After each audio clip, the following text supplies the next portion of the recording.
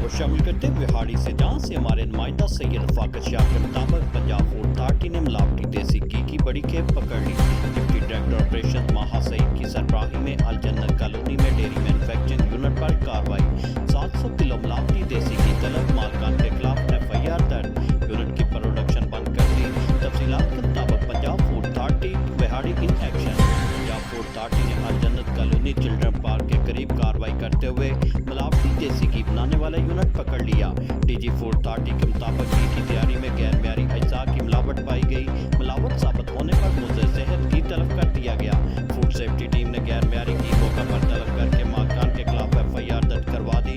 DG food authority Mohammad Asam Javed का कहना था कि मसनूई और मिलावटी खुराक बनाने वालों से आने आटों से निपटे गए।